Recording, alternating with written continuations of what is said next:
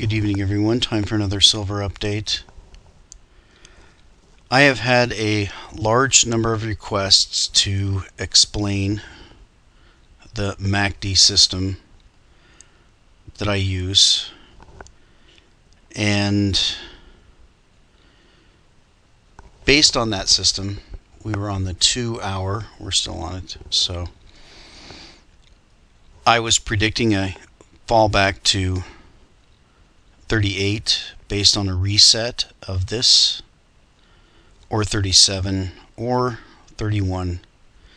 As you can see, it's starting to round up from a high point. I was thinking we would correct here or there or one of these lows. And what we're seeing is the strength in silver is phenomenal, so we might not get that correction. Nothing is perfect, and certainly no system is 100% correct. So silver is showing amazing strength, and it seems to be resetting faster and faster. So I wanted to try to explain this system. There are many other technical systems you can use. One I wanted to show you real quick is the stochastics.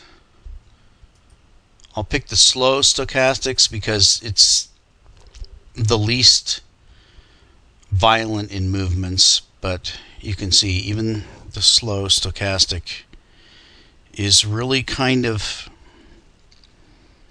from my experience, hard to use. There are just too many movements. I suppose you can adjust the terms, but I've never really found the stochastic to be useful. So I want to try to explain why. It's going to be very difficult, so I hope you can follow me, but we need to examine deductive versus inductive reasoning. Inductive and deductive reasoning are two methods of logic used to arrive at a conclusion based on information assumed to be true. Both are used in research to establish hypotheses. Deductive reasoning arrives at a specific conclusion based on generalizations. Inductive reasoning takes events and makes generalizations. Now, I don't know if that's clear. It's a very difficult area of philosophy to understand, but basically, deductive reasoning is similar to mathematics. You have your first principles and you deduce your secondary and tertiary conclusions from those. They're necessary. They follow by logic. Inductive reasoning, on the other hand, looks at events and then makes conclusions based upon what occurs. So, to go back to the model here of the MACD, and I want to give you the definition of the MACD so it might be a little bit clearer. The MACD is the moving average convergence divergence. It's a technical analysis indicator created by Gerald Apple in the late 1970s. It is used to spot changes in strength, direction, momentum, and duration of a trend in a stock's price. The MACD is a computation of the difference between two exponential moving averages of closing prices. This difference is charted over time alongside a moving average of the difference. The divergence between the two is shown as a histogram or bar graph. Exponential moving averages highlight recent changes in a stock's price by comparing EMAs of two different periods. That's what we're doing here, two different periods. The MACD line illustrates changes in the trend of a stock. Then by comparing that difference to an average, an analyst can chart subtle shifts in the stock's trend. Since the MACD is based on moving averages, it is inherently a lagging indicator. As a metric of price trends, The MACD is less useful for stocks that are not trending or are trading erratically. So that's the key. The MACD is a trending indicator. So let's clear off our indicators. Go back to silver. On long-term chart, we can see silver is clearly a trending market. It's trending up. So the MACD should be a useful indicator in the case of silver. So we're going to select the MACD, and we'll go back to the 2-hour time frame, the one I've been looking at recently. And the way we use the MACD, as I pointed out before, is you have to first determine what trend you're in.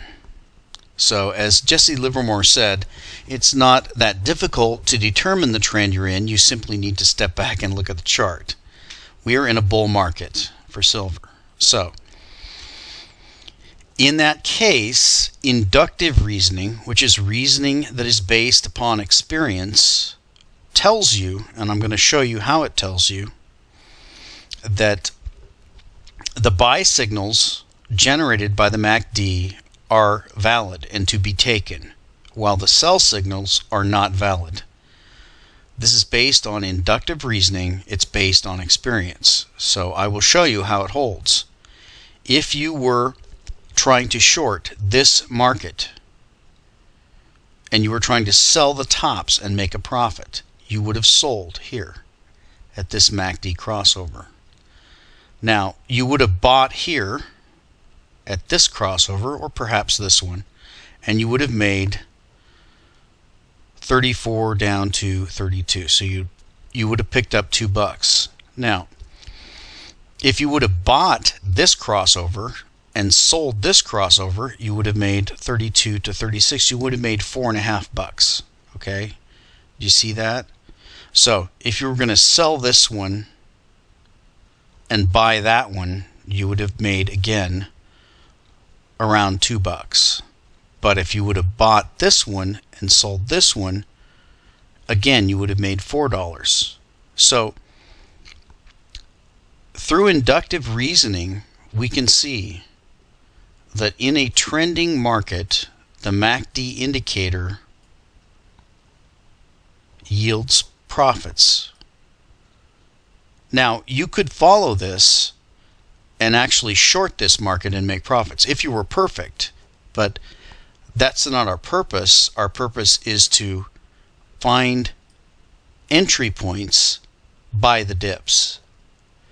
So the MACD assists us in buying the dips. Now, if you remember my last update, I said based on this 2-hour and MACD chart that we are looking for 38 and 37 and possibly 31. But what I said is, if we don't get it, look for this MACD to get down to 0 and turn up. Well, the strength of this market is showing us that it may never even make it to 0. It may turn up from an upper level, something like this. And if that occurs, then all bets are off. What this is showing you is the incredible strength of the market. So it's not a perfect indicator. It's just an indicator that assists you in finding buy points in a bull or sell points in a bear. This isn't a bear. So you can find your buy points in a bull using this indicator. As I've said, this is the most reliable indicator I've found. I haven't found any other reliable indicators. This one is reliable. So I wanted to use that to segue into what I wanted to talk about in regards to the financial markets and what's going on with the budget debate. So I wanted to play a little bit for you. Let me pull up a new window because I don't have that link, but I have a link on my bar for the Patriot News Hour, and it's a really good show. Eric and Joe just about every day they have a live broadcast. Some days they do a rebroadcast, but for the most part they do a live broadcast. So I'm going to play a little bit of them talking about the current budget debate, which is the latest rage in the news. And I generally agree with most of what they say, so let's listen to them talk about this current debate.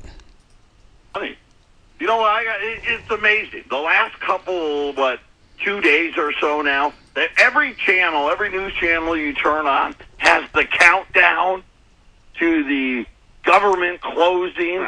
It's scaring everybody to death. And the whole world's going to come to an end, and the economy's going to be over, and old people are going to go hungry, and the troops aren't going to get paid, and on and on and on. Well, it could get to that.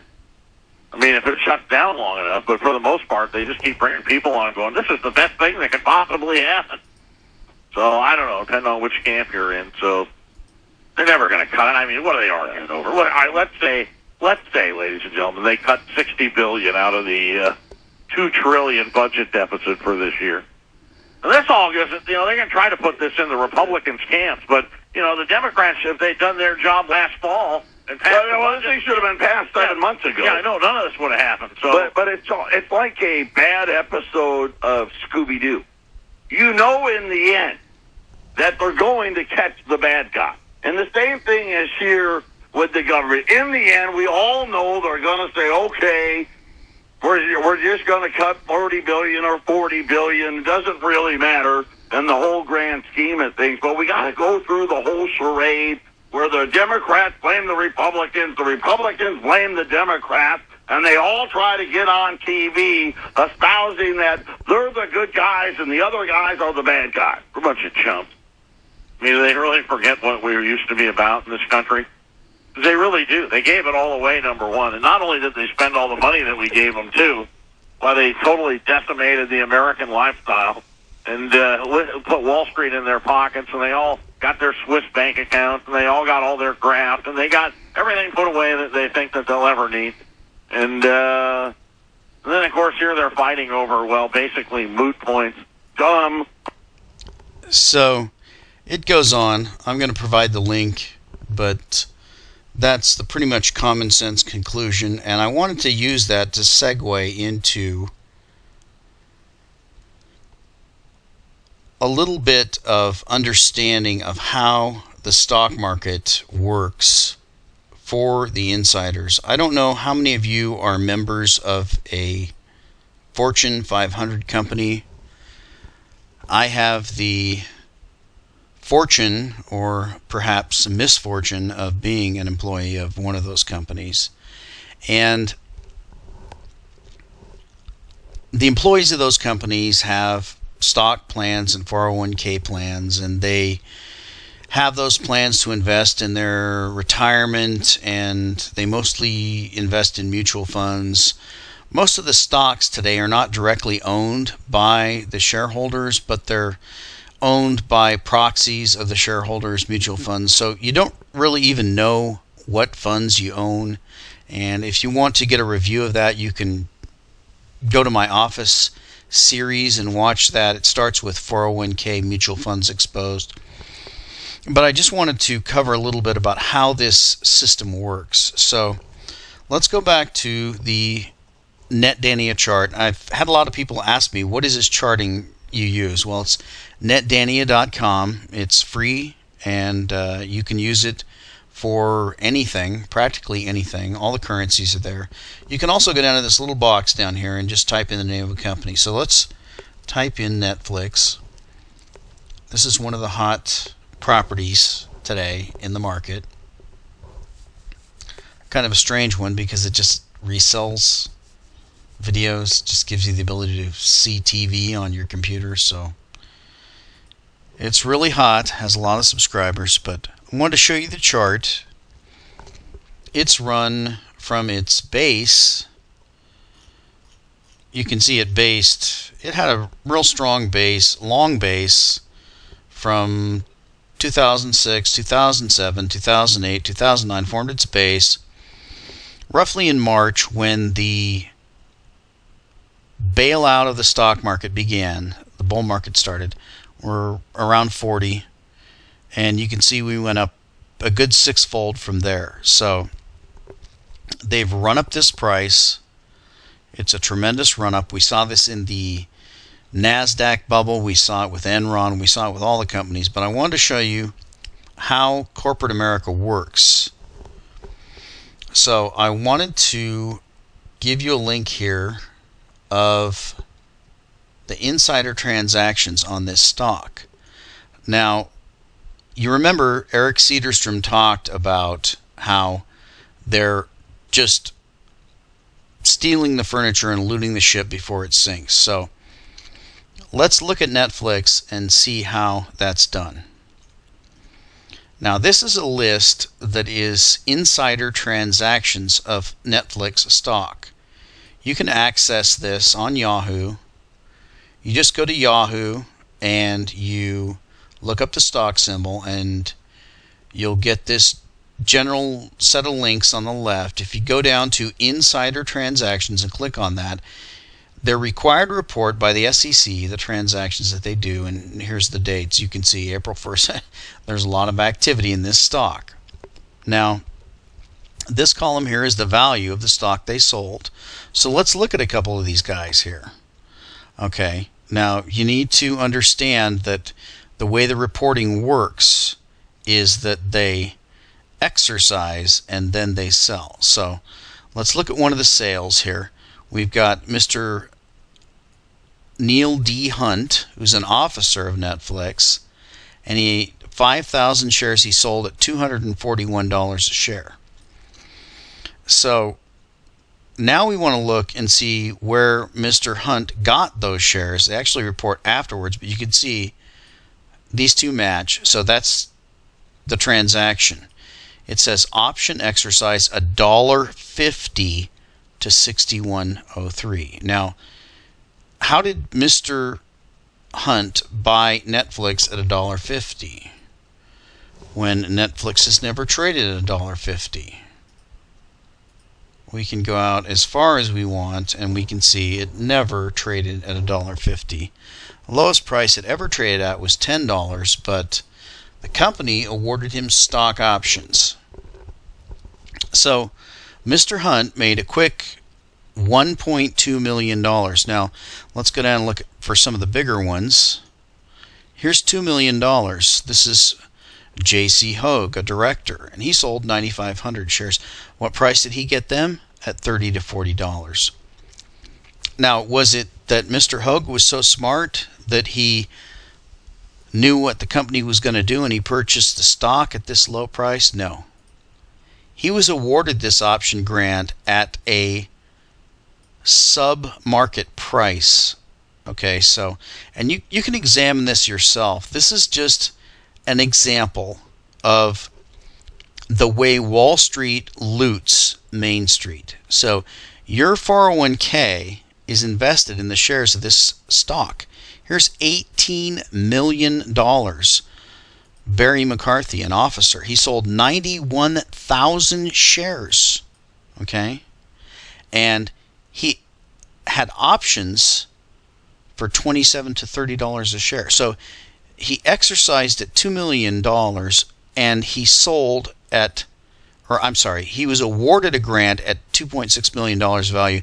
He sold at $18 million. He pocketed roughly $16 million. Did Mr. McCarthy buy? Was he so smart to buy? No, he didn't buy. He was post-haste awarded this grant. So you can study it yourself, but this is an example of the looting of America and the looting of our retirement, our savings, and this is the Titanic going down and the rats stealing all the furniture before the ship sinks. It's been going on for a long time. So the stock market is completely corrupt. You shouldn't invest any money in it. You should invest in physical silver. And it's continuing to go up.